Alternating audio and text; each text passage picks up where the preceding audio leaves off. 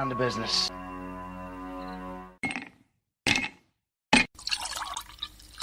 That's the nectar of the gods, baby.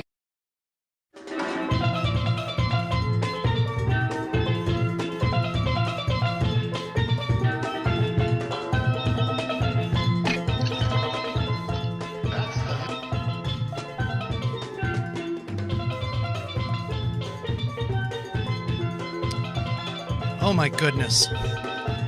Oops, I inadvertently made that faster than what it's supposed to be. Wow.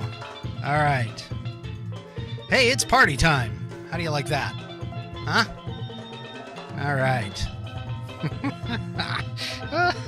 Well, I was in a tropical mood tonight, so, I mean, what the heck. Had to get some kind of tropical setup going, but oh my gosh. Okay, well, I'm going to cut that off. Sorry. That was bad. Oh my goodness, that was bad. Anyway, okay. Wow. So, tonight, God, I'm just having a lot of fun. Anyway, hello everyone and welcome to the Whiskey Musings broadcast. I am your tropical host, Rick.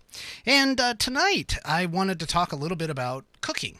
And in specifics, more of the failures of cooking, more so than like your successes, because obviously your successes, I mean, if they were really successful, if they came through, that's like incredible.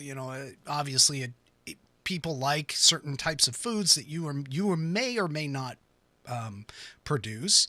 But anyway, so, one of the things that I want to talk about is some failures, because obviously, when you're attempting to gain a skill, and believe me, cooking is actually a skill, there are going to be mistakes made along the way. I mean, if you think about it, you kind of have like you're in the boiling water stage, and then you have, I can throw a few things together on the stove and I can actually, cook it well enough to make it to where I'm not, I'm not killing anybody.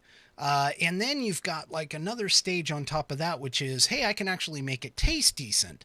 And then you've got the art form stage where you start creating all kinds of different things for what you've got going on. And, to be honest, I don't know what stage I am at. I think I'm kind of in between. I'm not quite to the art form level yet. And actually there's several like art form levels as well, only from the standpoint of, I'm sure there's a lot of people out there who are at the art form level where they can make it not only look good, but taste good and smell good. And it's just all of these things wrapped up into one. But that being said, I can at least make a decent meal. And, my wife definitely can too. And, the kids have got their favorites, and I personally, I have my favorites, and I've got stuff that I've done well. But realistically, there's one dish in particular, and I kind of alluded to this on Facebook, and during my announcement of this broadcast earlier this week. There is one dish that I have attempted multiple times, and for some reason, I can't get it right. I either end up burning it or it comes out messed up. I just can't seem to get it. And there's a couple people out there who might know exactly which dish I'm talking about. But that being said, I wanted to offer up the opportunity for anyone to who would like to go ahead and get ready if they want to share some of their failures. And so, my fascination with food really realistically isn't that extensive, I should say. One of the things that I've consistently told people is that I tend to look at food as more of a subsistence kind of a thing. So, for me to go out and have a good meal, I mean, it basically is, as long as it stays palatable, that's the main thing. If If it isn't palatable, that's something totally different. But as far as like my taste buds go, I could never be a taste tester because I can't sit there and like pick out the specific spices or, the specific differences in flavors. I mean, I know what's good and I know what's not good, at least to me anyway. But beyond that though, I'm really not the best judge of taste because I'll pretty much eat. I'll eat a lot of things that come down and get put in front of me. That being said, I can tell you as far as like the reason for the Caribbean theme was actually in the realm of I was down in the South one time and for work, and I happened to run across a little like Cuban place or whatever, and and I'm saying Cuban, but it was like a Caribbean place, and went inside and I had a dish made of plantains. Now, for those of you that don't know about plantains, plantains are like a cousin to the banana. Okay. And in Caribbean food, they generally tend to try and incorporate that into a lot of their dishes. And so it was really amazing to me was the fact that the taste of it. I mean, fried plantains, I think was what I ended up having. And it was really good. It was actually, it was really good. The jerk chicken, at least I believe it was jerk chicken that I had that night, was also really good. And so, from that standpoint, I mean, they take their culinary arts to another level. And I personally, I mean, I enjoy food. I'll eat food, but I'm definitely nowhere near the level where some people are that they can taste everything, as I was saying before. That being said, I have entered a chili cook-off once. It was for the Cub Scouts, and I entered. Unfortunately, I didn't make it. I didn't win any prizes, but I think that had to deal with the fact that everybody was expecting a really hot chili, and unfortunately I didn't have a lot of hot spices, and so from that standpoint I made more of like a sweet chili. It ended up coming out a little bit more, the consistency and the flavor was more similar to like baked beans but with meat in it. It was kind of like I had brown sugar available, and so I put brown sugar into the mix, and sometimes when you're not expecting to go and be entered into a contest like that, sometimes you just don't have the ingredients that you're looking for. But that being said, it was good. I mean, everybody who got a taste of it, they all ate it. I had nothing coming back to camp from, and again, the idea of that was doing it in a cast iron pot, like a Dutch oven is what it was. It was Dutch oven chili, and I was able to do that. Now I've made other chili also, and I really like that. I did make one chili where I had a little too much garlic in there, at least for my taste, but it was pretty good. I mean, it was still palatable. You could still eat it. But it had a lot of it. I overdid it on the garlic a little bit. I have done, I've done beef stew in the slow cooker, and that's actually turned out quite nice. The kids have liked that. But I would have to say the one all-time favorite that for the kids is, going to Costco, you can get these boneless pork ribs, and they're chunks of meat like this big, and they're boneless. And so what I do with it is I cook it on a barbecuer. Now, for those of you that don't get into the fine art, there is an actual difference between barbecue, grilling, and smoking. Okay. And I didn't think of this. I didn't even know this until I actually ran into some barbecue places down in the South. And I, just in conversation talking to different people about barbecue. And barbecue is actually a slow cook. It's not at the level of smoking. So it's sort of like smoking from a temperature standpoint, but there's no smoke to it. So barbecue, when done right, is done low and slow. Grilling is when you have the grill up hotter and you've got the hotter coals to actually like sear the meat. And so that's realistically kind of the difference. So barbecue is more like smoking but without the smoke chips. And then you have the smoking with the smoke chips, and then you have grilling, which is, a little bit higher heat. So today I actually do more. I would have to say I do more grilling today than I do barbecue, because barbecue takes time.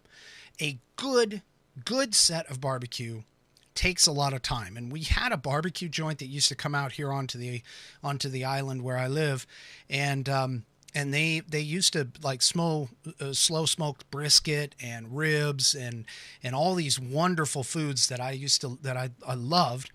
It was more of like a St. Louis style. So it was really more of a dry rub, but St. Louis style, even though they do more of a dry rub, they also have, a wet rub or a sauce that can go with it as well. But anyway, this one place, they would slow smoke their stuff. And I asked him one time, I was like, well, how long do your ribs and brisket and that kind of stuff take? And the guy there, he's like, well, without giving up any secrets, it's, right around 24 to 36 hours. And I'm like, 24 to 36 hours for one piece of meat? Oh my gosh. But that's what you have to do to make it really, really good and really, really tender, essentially. I mean, now, keep in mind, he's doing, giant slabs of meat, but, you can probably do that a lot less. But the point being is that, in order to do barbecue correct, you've got to take the time to do it. And there's different types of barbecue. There's different types of barbecue sauce. I didn't know this, but in North Carolina, they use more of an apple cider vinegar type based barbecue sauce. And so you'll really, really taste the vinegar. It's much more watery and vinegary. When you head into, like I was saying, into Memphis and Nashville and St. Louis, some of those places, they do more of a dry rub. They're not huge on the whole barbecue sauce. They have it available for those that want it, but most of the time it's just like a dry rub, and they put it on the grill or on the barbecue and they let it cook, and that's it. So anyway, to get to kind of got digressed here. Can you tell I like barbecue? So I kind of digressed there, but the digression basically has to deal with one of my favorite foods, and that's barbecue, and I love that. Now, that being on the bad side is the fact that as much as I love barbecue, I can't eat the luau pig that they do in Hawaii. I've tried it, and I can't do it. I just can't. I don't know what it is about it, but I cannot do the luau style of pork, and in the banana leaves and that kind of stuff. I just can't do it. Sorry, forgot to put up my light to let everybody know that I was alive. Anyway, so, from that standpoint, I don't know why. I didn't like it. I didn't care for it. I don't know if it was like too sweet or what the situation was, but yeah, I didn't care for that. The other part, though, that one of the things is having to deal with food and food incidents in the kitchen. Okay, now I'm going to tell you right now, I personally have never lit the kitchen on fire directly. Okay.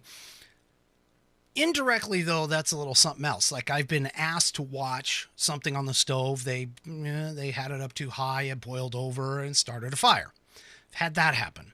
I have had grease fires happen in pans, but I personally have never lit the kitchen on fire as of yet. As of yet. Oh yeah, as of yet, as the the wife just came in to remind me, as of yet. Anyway,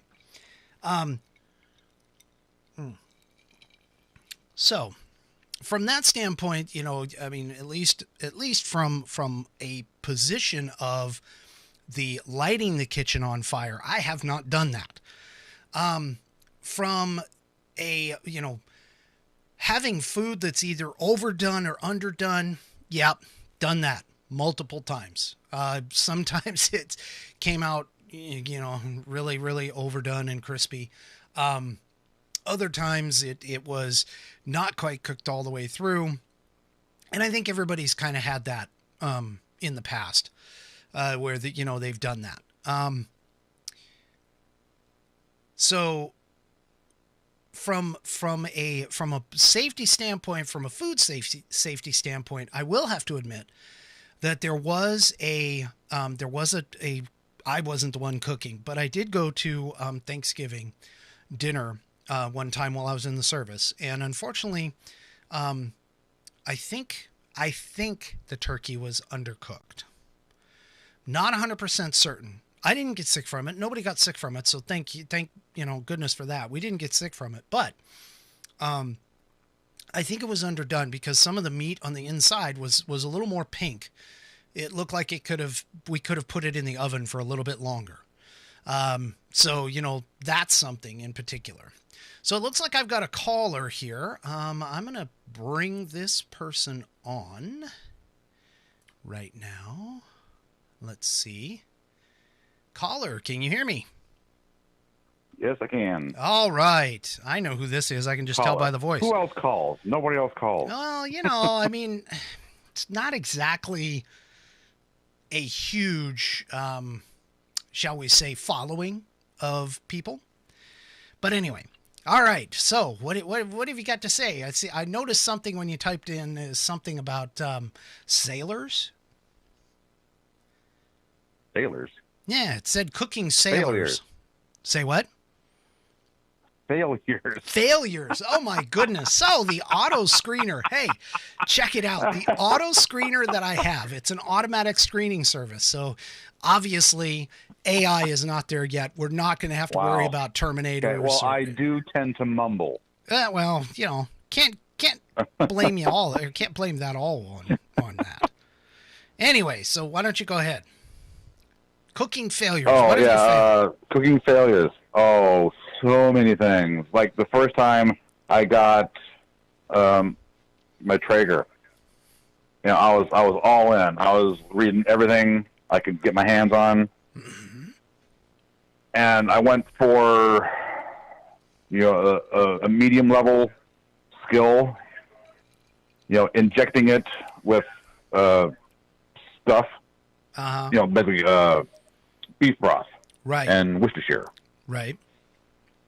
And I decided, I'm pretty good at baking it, making up my own stuff. And so I started putting in other things, and it was just the worst meat I have ever had. It was horrible. So what do you think you did wrong? I tried to improvise. Oh. And I went above my skill set. Oh. Yeah. Okay.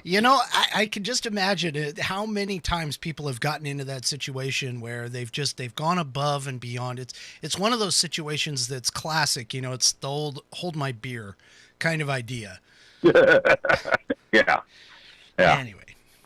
Yeah. All right. But so after that, I was very shy at doing a brisket again because it's not a cheap cut of meat if you go with a prime. Oh yeah. Or go with someplace good. So, it's $40-$50 for a full slab brisket. Oh, and yeah. Yep. I recently, I think it was just last year, I tried it again. Uh-huh. But I did a little more research, watched a lot of YouTube videos. Mm-hmm. Because I love to cook. I've been interested in cooking since, junior high. Yeah. Wanted to... I dabbled with the thought of becoming a chef, and then I had a cousin who went to culinary school, and he told me all kinds of horror stories, and it kind of turned me off of becoming a chef. Right. So, and I was also afraid of losing my passion for it, doing it for a living. Mm-hmm. Yep. Well, that there is that potential for sure. But anyway, back to the brisket. I started looking at other things, and I found a guy I liked, Aaron Franklin. Uh-huh. He's like the youngest master ever. Right. And I followed his recommendations. Just salt and pepper, low and slow, and that's it. And then wrap it, after 10 hours. Mm-hmm. And that was the best thing I'd ever made. It's kind of funny how some people forget just the basic spices. I mean, there's a reason why salt and pepper are on every single table at every single restaurant.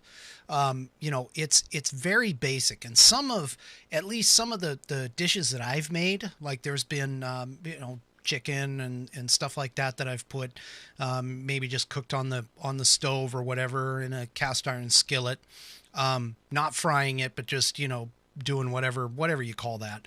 And all I've ever done with it is just use just a little bit of salt, a little bit of pepper. And I've gotten like rave reviews.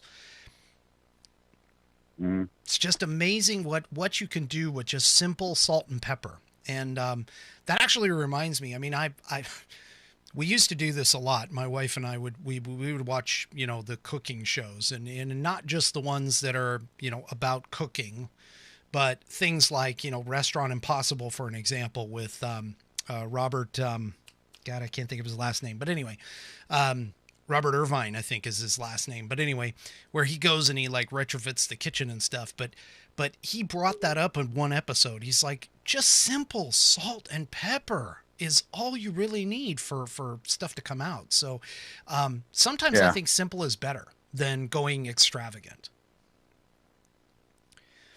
Yeah, it depends on what it is and what you're trying to go for. With basic meat things, like just a steak on the grill, salt, pepper, a little bit of garlic, and I'm happy. Right. Yeah. Like I just discovered smoking a steak. It is fantastic. Really? Smoking a steak? I don't think I've ever heard of it.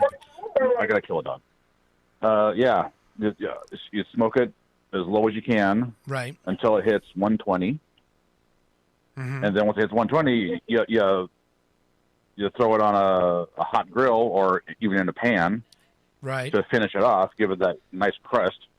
Right. That they refer to as reverse searing. Oh, and that's what reverse searing is. Okay. Yeah, cook it first to the temperature you want, and then sear it off. Oh, okay. Okay. Well, that sounds good. I may have to try that. Yeah, it's really good. All right. You got a smoker? Do I? Yes, I do.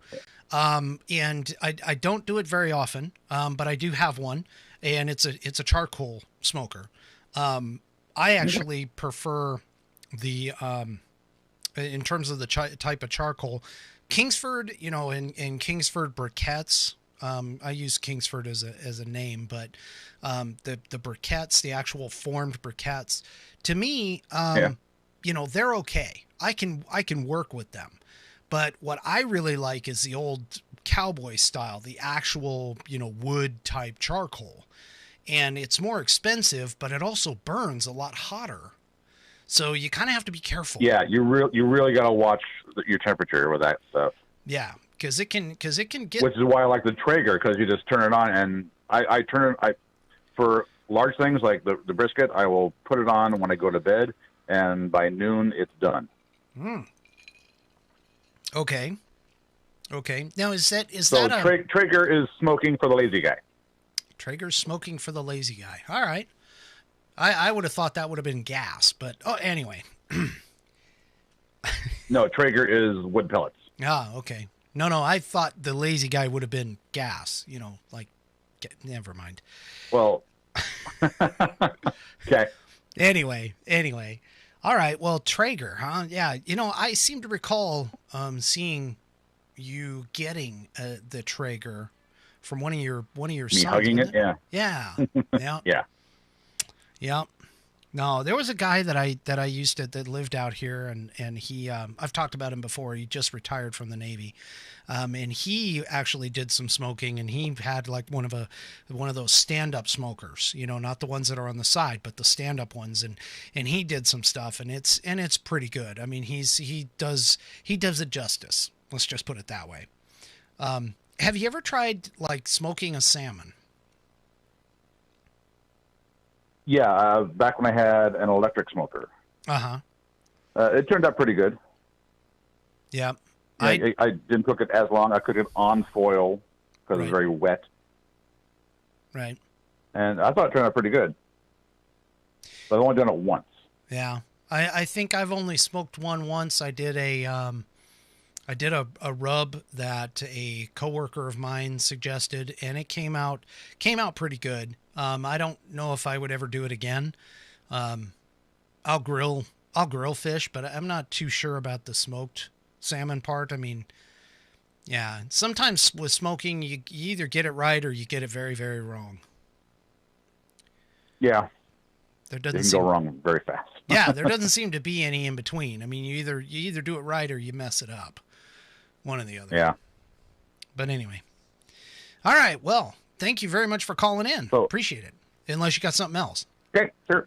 Well, I could talk about this for days. Oh, okay. I have tons of failures, if that's what you're wanting. Tons of failures. Okay. Okay, I just recently tried to make a raspberry cheesecake. Okay. I'm sort of with you on the cheesecake part, but not raspberry. Okay. I'm sorry. I recently figured out. Okay, I followed Alton Brown, Okay. and okay. he's said to treat a cheesecake like a custard, Right. not a cake. So you got to put it in a water bath, Okay. which is not an easy thing to do for a 9-inch springform pan. Right. So you wrap it in foil, you put it in a bigger thing surrounded with water. So I got that part down. Uh-huh. I can make a decent cheesecake, nice and creamy. But then once you add things to it, you've altered the levels of moisture. I didn't bake it nearly long enough, and I was doing other things, so I was distracted. So when it came Right. time to serve it, it was cheesecake pudding. It tasted good, but it didn't firm up. Okay. That makes sense. My daughter actually had a failure similar to that here recently. I wanted her to make fudge, and she followed her grandmother's recipe. Unfortunately, we didn't have a candy thermometer, which is apparently a very important piece when you're doing fudge. Very important. And Yes. she had I don't know if she got it up to the proper level, and in terms of temperature because when it came off, it ended up being more like chocolate caramel than fudge. And we tried thickening it up with like powdered sugar and stuff like that, and believe me, it didn't work. And so Ooh. I called. Yeah. I had to, because I'd never done fudge before. I have no idea. My mother makes fabulous fudge. Okay, so I called her up and I said, "Hey, here's what happened, and what did we do wrong?" And she immediately was like, "Oh, you didn't cook it to the right temperature." She's like, "You got to cook it to the right temperature. You got to get her a candy thermometer." And so I immediately jumped on Amazon and bought 2. Because I'm making sure that the next time she makes fudge, she makes it right. And ironically, after the candy thermometer came, she went ahead and did it, and she did it right. Now, keep in mind, my daughter is actually turning into a little bit of a cook herself.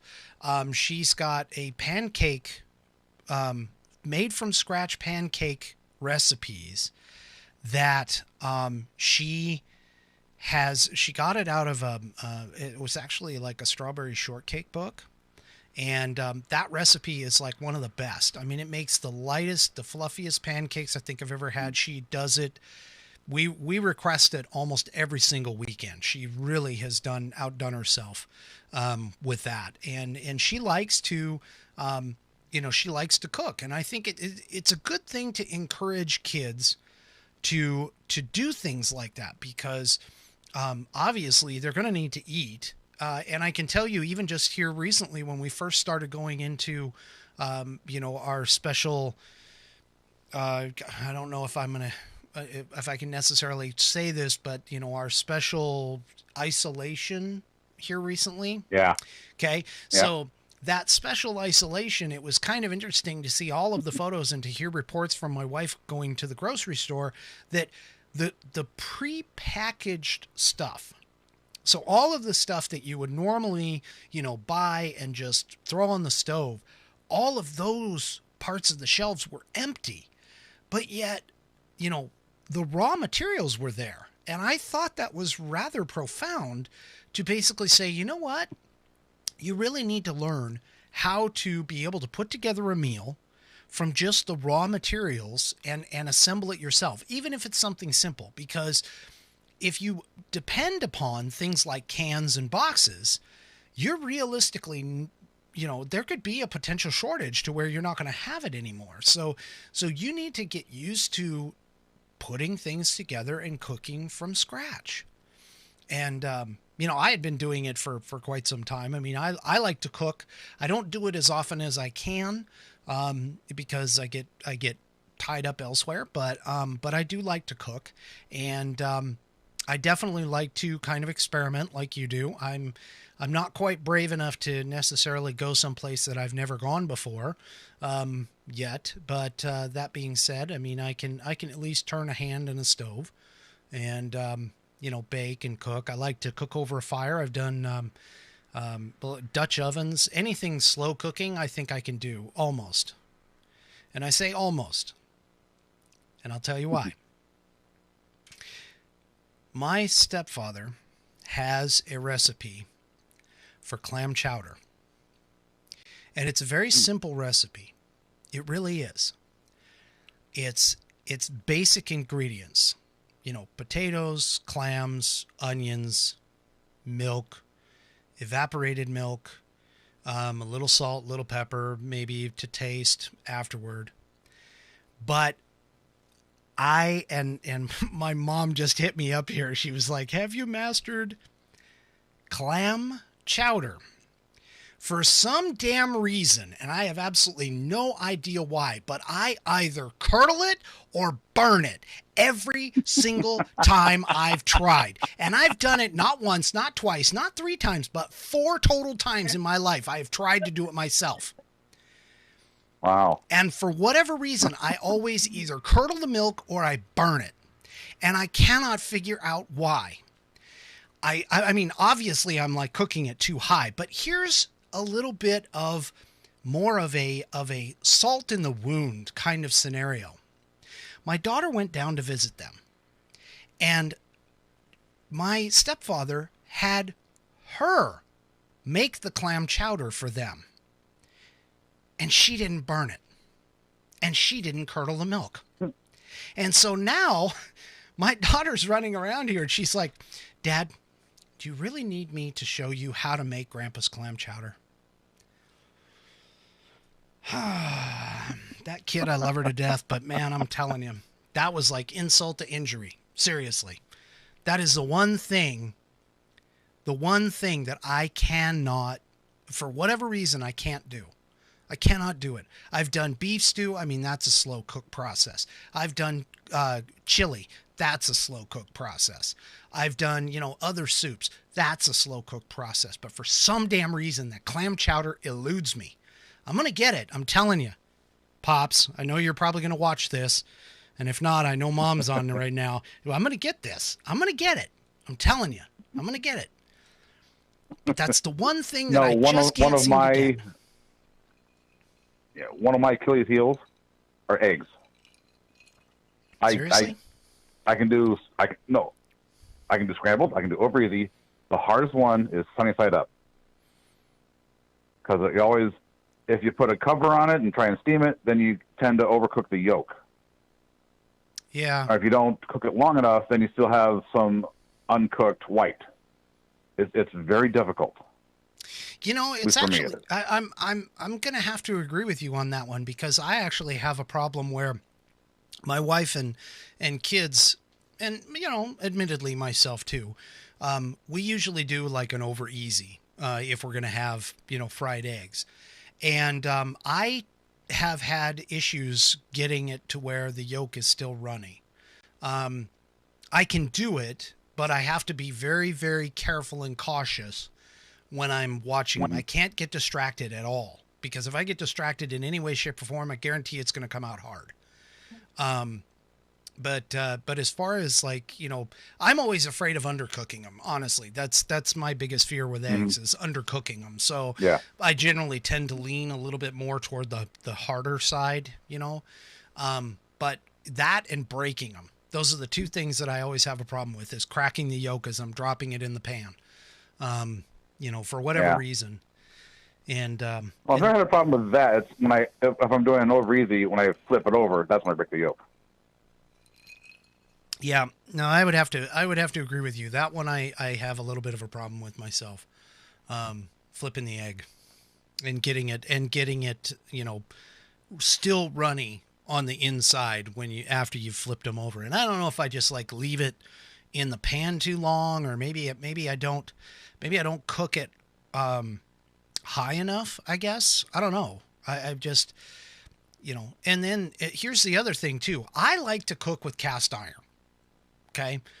So, Oh yeah, you know, I have to. For whatever reason, I like to cook with cast iron. My wife can't stand it, but I like to do it. And so we have a set of pans that are like the regular, you know, kind of pans that you buy at the store. And then we have a set of like the Lodge, I think they're called Lodge, but a set of like cast iron pans. And then of course the cast iron Dutch ovens and things like that. So we have two sets, and I like the cast iron, and that may be part of my problem, is because I turn the cast iron maybe up too much or something along those lines. I don't know. But anyway, so my wife, for some reason, she can seem to get them usually, provided that she doesn't break the yolk. Because that's the other problem. I mean, I don't know what it is about eggs, but we've had eggs, like natural eggs from people, and then we've had, you know, the store-bought ones, and it seems like the store-bought ones have a much harder shell in them. So, you know, I try to crack those, and I'm pounding them on the table or pounding them on the edge of the bowl, hitting them really hard, you know, it's whatever. Crack on one side, flip it over, try to crack the other, and then I've tried to master, and this is something that I've attempted to do, is the one-handed crack and drop. My dad always tried to get me to do that, and I was like, why? I'm not here to show off. I'm here to cook food. Well, for me, it's more of like a cleanliness thing, because I constantly, whenever I do eggs, I immediately wash my hands afterward, because I don't want, you know, salmonella or whatever it is to pass around. So I definitely, I mean, cracking eggs to me, and I've noticed, like I said, that the store-bought ones seem to have really thick shells, whereas the other ones that you get from people around us that have chickens and just give us the eggs, or we happen to buy them, you know, that I just, there's a difference in the shell strength for sure. But anyway, so yeah, eggs are really, Okay. eggs are Well, I don't want to take up all your time. Well, why not? This is a good conversation. I mean, unless you really want to go. Okay. I have more failures if you want to hear them. Well, let's go. Come on, bring them on, buddy. Bring them on. Okay. Have you ever had risotto? Yes. So for those that don't know, Okay, I tried making risotto. So hold on. So for those of you that may not know, risotto is, and correct me if I'm wrong here, but risotto basically is a pasta that is almost like a rice. So it's about that size, and it's in consistency. So anyway, go ahead. Something like that. I think that was a combination. Oh, whatever. It doesn't matter. I haven't made it in a long time. But I tried to make it. I did not have enough chicken stock. Uh-huh. Or chicken broth. And so I said, screw it. I'll just put it in water. That was the worst decision. Because it made it bland then. Yeah. It was just almost unedible. Yep, I could see that. Hi, PJ. Hi, PJ.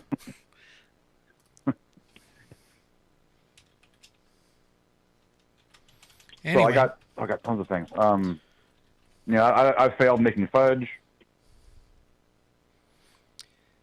You know, it turned out to be a brick. Yeah.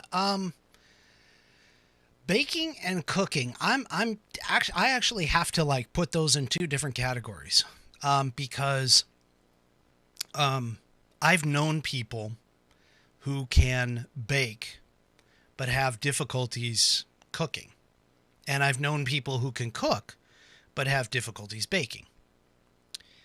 Mhm. So, I actually put those in two separate categories. And I have to admit, I don't bake that much. I don't get as much enjoyment out of it.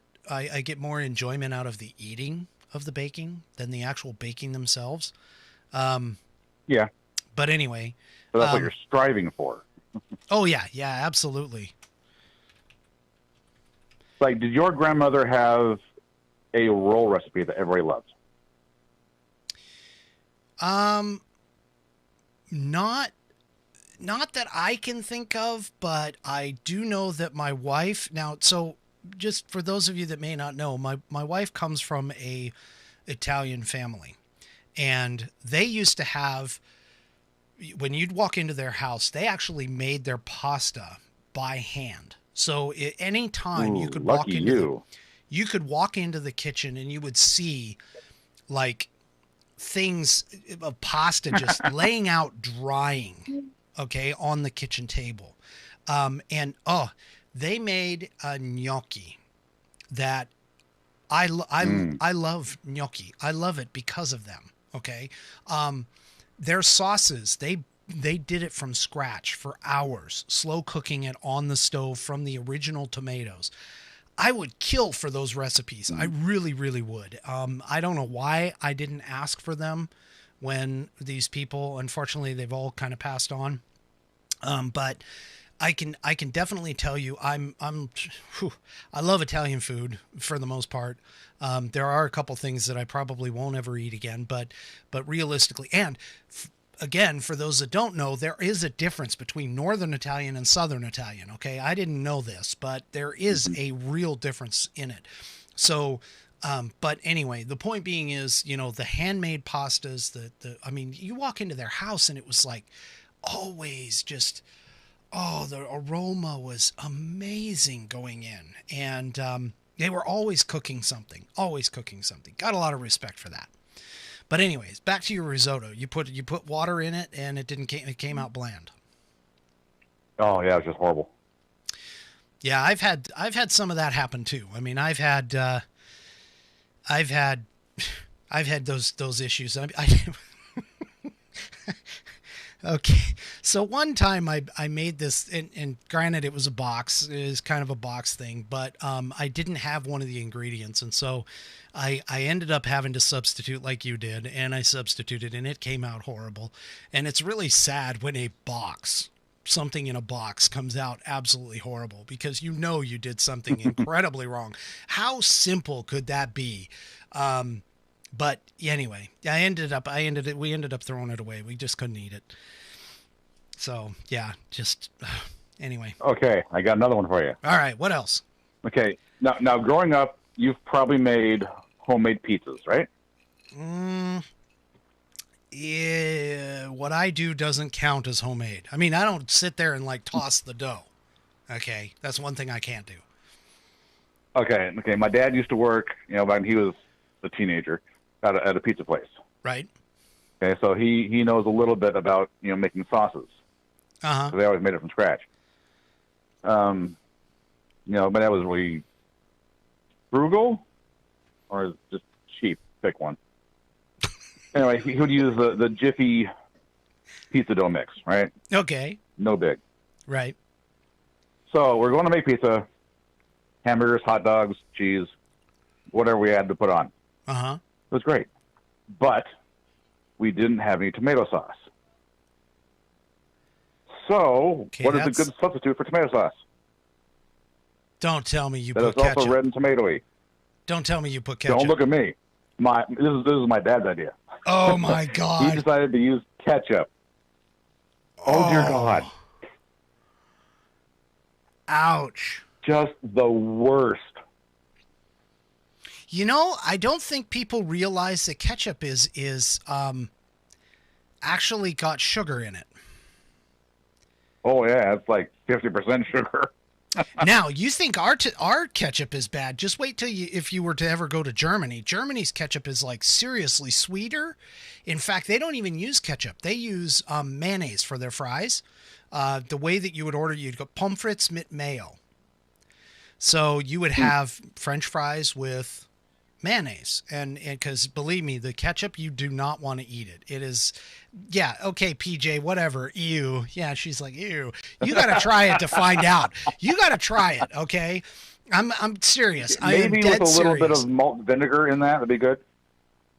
Yeah, maybe. I don't know. I'm not really all that big on malt vinegar, to be honest. I'm really not. But yeah, no. Okay, PJ. No, I'm serious. Give it a try. It's actually not bad. It really isn't bad. I mean, I thought I was going to hate it when at first, but then again, I also was drinking beer that was warm and had about an inch and a half of hops down at the bottom of it, because they don't drink their stuff cold over there, and they don't filter anything out. I mean, when it goes in the bottle, it goes in the bottle, Lord. and there's anyway. So yeah, no, it's just pommes frites with mayo. That was the thing that we had, that I had quite a bit of over there. That and gyros. I'm sorry. It's not a hard G, it's a light G. Gyros. And made with actual lamb, not the beef ones that you kind of get sometimes passed off over here. Yeah. But those You have to go to a good Greek place. Yeah, actually, there was a couple of good Greek places that I used to go to around here, but around here. I say around here. This is actually just like anywhere within Western Washington. Okay, but yeah. So there was a couple of Greek places that I've been to. Nothing could beat the Authentics, though. Nothing really can. Oh yeah. I'm sorry. I mean, nothing really can. So. Hey, I want to give a shout out real quick, because here's a story. So are you ready for this one? I'm a kid, and I am okay. So Mom, I'm going to tell you, I am only bringing this up because you decided to throw it into the chat on Facebook. Okay. So this is your fault. You cannot blame me for this. All right. So here's the thing. My mother made a mistake. And I've got to admit, I'm going to give her props. It is probably the only mistake that I can remember from my childhood in terms of cooking. Okay. That being said, it was a monstrous mistake to the point where I remember it. So somehow she got a hold of a stewing chicken, and she decided to bake it. Okay. So she bakes this chicken, and she brings it out. She puts it on the plate. She brings it out to us, and I grab into it. And I don't know if you've ever seen like the cartoons where you have the chicken, and it's really rubbery. Okay. So I grab onto it, and I get it in my teeth, and I start pulling on it. Okay. And I start pulling on it, and I can't rip it apart. And so to this day, this is the episode of my mom's rubber chicken. Okay. Oh, wait a minute. She fried it. Okay, that's what it was. She didn't bake it. She fried it. But anyway, the point being is this thing was supposed to be sitting in a pot with water for hours. Okay, hours. And she tried cooking it quickly, and it didn't work.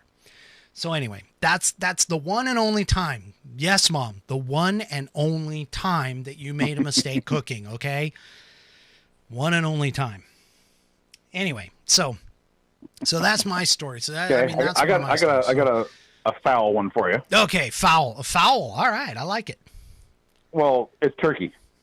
Yes. Okay, we had friends from Uruguay that we met when we were living in Oakland. Okay. And they told me the story of their first Thanksgiving here. Right. And they said, oh, we don't like turkey. Turkey's bad. Like, no, it's turkey pretty good. How'd you cook it? Oh, we boiled it. What? Why in God's name where'd you get a pot big enough first? And what made you think you could boil a turkey? I mean, that was just, oh dear Lord. Boil? And then I made it boiled in water, yeah. And then I made them my turkey Wow. because at the time I was still following Alton Brown, and I discovered brining a turkey. Oh, right. Mm-hmm. And that, I mean, for me, that was just the best turkey. I have not yet done the deep fried turkey. That's still on my bucket list. Okay. But brining it and then deep frying it should be awesome. And then they said, "Wow, this turkey's great. We love turkey now." Yeah. Yeah.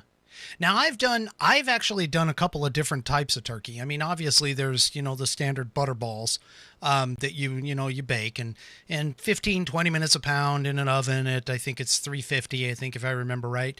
And you just let the thing cook all day, something like that. I always have to check the temperature, so don't quote me on the 350 thing.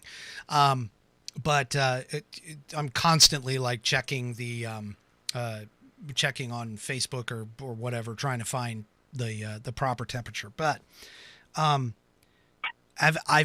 my brother-in-law has gone hunting for turkeys. He loves to turkey hunt, and he's brought in a wild turkey before.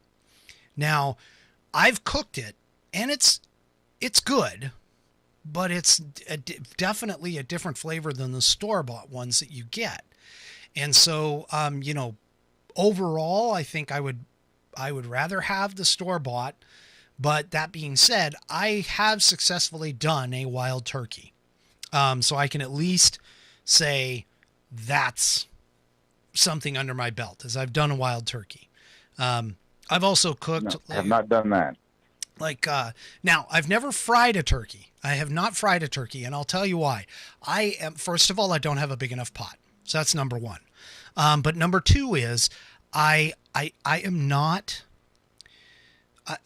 a little nervous about the peanut oil thing and the fire and boiling over. Right. And I'll tell you why, because so hang on, let me tell you why.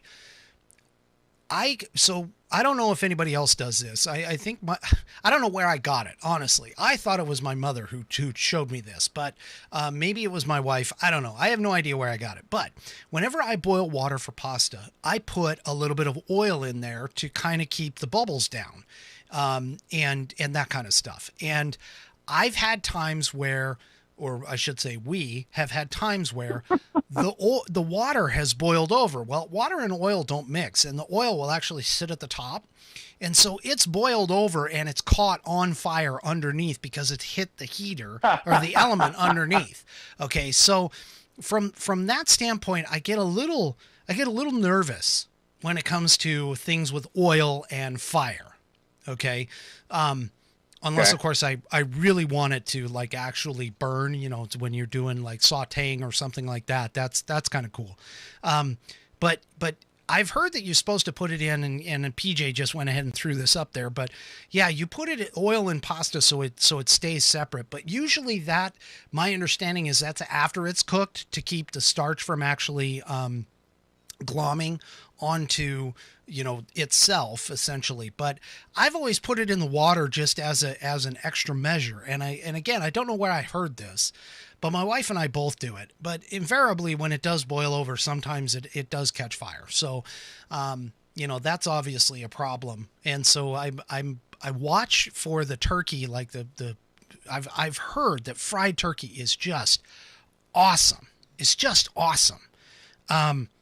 But anyway, I've never tried it. I don't know if I want to try it because you got to get that temperature just right, and you got to make sure that it doesn't boil over, because if you don't get the temperature right, it's going to boil over and then it's going to light on fire. I mean, I've seen people use those big crab pots to cook the turkeys in, and I've seen that before with the I don't know, like the big jet burners underneath or whatever. And I've seen people do that. That's what you need to get it that hot. Yeah. I'm always going to reference Alton Brown. Oh, of course. Okay. He had this setup with a ladder and a pulley. So you're safely away and you can drop it in, but you take your turkey still wrapped, put it in your pot, fill a pot with water till it just covers your frozen turkey, and that's how much oil you need for when you're ready. so you're not guessing. Oh, okay. Okay. Well, and I've also heard that if you're doing that, you've got to like pat the turkey down because obviously the oil hitting or the water hitting the hot oil is going to make it like boil over faster as well. Yeah, it'll spit and turn right to steam. Yeah, yeah. And I've actually had kind of that same process. I mean, I'll do chicken strips. I'll do homemade chicken strips. I'll take chicken breasts and I'll cut them up and make up a batter, not a batter, but a setup where I'm doing, flour. I dip it in flour first, and then I go and I dip it in like an egg mixture, the egg bath, and then I'll put it in a mixture of panko and breadcrumbs, usually, typically like an Italian breadcrumb, maybe, just to get the spices in the Italian side of it, and then I'll go and I'll cook it or I'll fry it in the cast iron skillet. And if I don't get the water off as that process happens, then as soon as I stick it in the oil, it's like, flash, whoosh, throwing oil everywhere, burning me, that kind of stuff. So I can see where I want to go back to the pasta thing for a second. Okay, let's go back to pasta. So we're at pasta. Okay. Like I said, cooking I can talk about for days. Well, if you're doing like a family style, take a ladle of the spaghetti sauce and mix that in with your cooked noodles, and that'll keep it from sticking together. That would work, except there's only one problem. My daughter, for some reason, did not inherit the Italian gene in liking red sauce. She'll eat pasta, but she doesn't like the red sauce. And by pasta... Sacrilege. Yeah, I know. I'm just like, oh my God, woman, what the heck, little girl, what the hell happened to you? But she doesn't like the pasta with red sauce. And so typically what we'll end up doing is we'll just do the pasta and the red sauce separately and then put the pasta and let her do her little butter and cheese thing. She is like a freaking mouse. She loves cheese. She will eat cheese for days. I don't understand why that little thing does not get bind up with cheese, but she doesn't. I don't know. And, when she was younger, a lot younger, we used to have arguments over macaroni because macaroni and cheese, obviously, it's a pasta. Okay. And so she would say, I don't like pasta. And I'd go, all right, but you like macaroni and cheese, right? And she goes, well, of course. And I'm like, that's pasta. No, it's not. It's macaroni and cheese. No, it's pasta. And she and I would go round and round and round about the pasta and macaroni and cheese. And I mean... Okay, so how do you make your macaroni and cheese? Oh, no. Pasta? Yeah, well, yeah. Hey, no, speak it now. I've been talking to you about my daughter being a really good cook, okay? She had a friend come over, and they made a homemade mac and cheese. Now, I've never been able to make homemade mac and cheese because the cheese, for whatever reason, I can't get it creamy. It always ends up like getting, gloopy Grainy? And globby. Yeah. So, and I'm not talking about this box stuff. I'm even just like trying a handmade from scratch mac and cheese. So she and her friend made this stuff, and I got to tell you, it was to die for. It was so good. The cheese was creamy. It melted. It was so melty and everything else in it. And even when it cooled off, it still was kind of that melty. It wasn't melted because of the heat. It was melted because of the consistency of the cheese. It was just fabulous. And she made it, and I'm just like, wow, this is really good. She has done quite well for herself for doing that. Now, I got to tell you, because obviously I'm going to kind of throw my kids in under the bus here, but my son can actually cook a pretty mean steak. And he can cook a really good ahi or mahi-mahi. He can just sear the outside and get it really good. Just a little bit of salt, a little bit of pepper, comes out really good. He doesn't get involved in the cooking that much, not like my daughter. But he can definitely do that. And it's really, I'm glad that he can, at least has a couple dishes that he can make on his own that don't come from a box. Simple as that. Yeah, we have Eastern Washington University out here, Yes. and their culinary department, they make cougar cheese. Several different varieties. So Cougar Gold is really good, and there's they have a recipe for mac and cheese making with their Cougar Gold, and I was working down in Pullman, so I figured, hey, go get some cheese. Yep.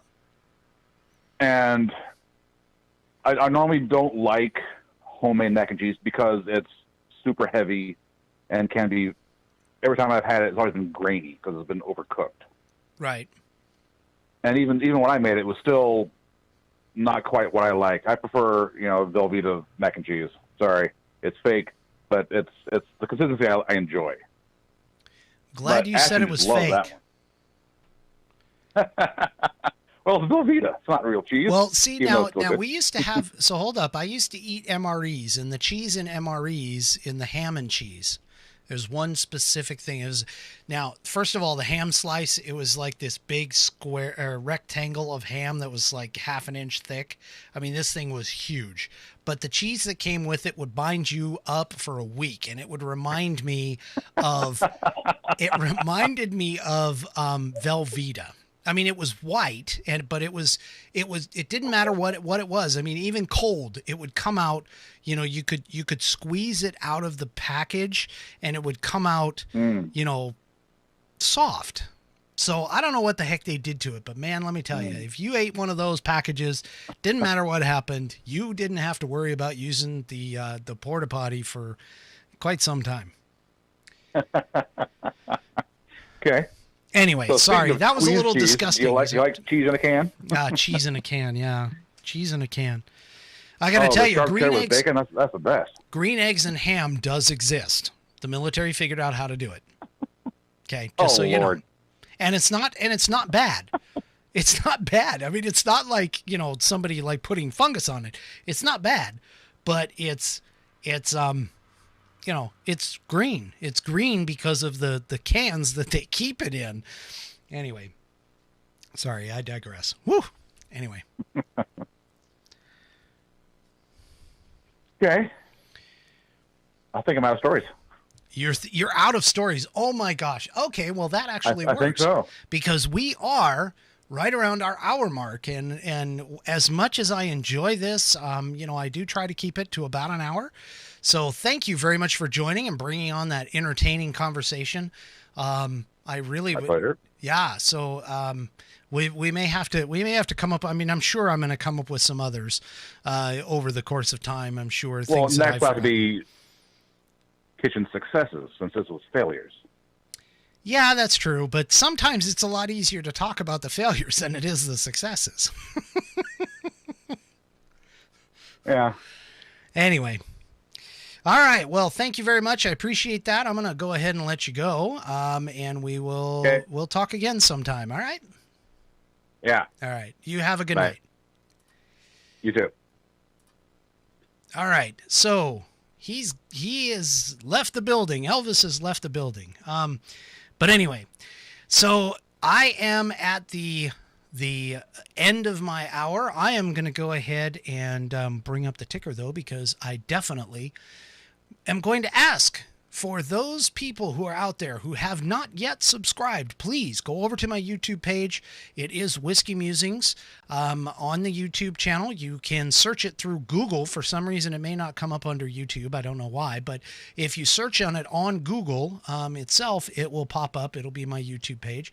Please go there. Please subscribe. I have 11 subscribers. I'm in double digits. I'd like to get further down the road, and I can't do that if you guys do not help. So if you enjoy what I bring to you every week, let's go ahead and throw it on the YouTube, please. If you want to follow me on Twitter is actually flipped. It's Musings Whiskey, not Whiskey Musings, because somebody already had that, even though they hadn't used it in years. But anyway, so it's Musings Whiskey, so you can follow me on Twitter, subscribe to YouTube. Facebook, I'm still using my personal account, although I do have a Facebook page there. You can go ahead and it's a public page. You can go and check that out. But anyway, so I appreciate everyone for joining. Thank you very much. Let's spread the word. Let's get this show a little bit further down the road. And I will see you all next week on the next Whiskey Musings broadcast. I hope you have a wonderful evening. Good night, everyone.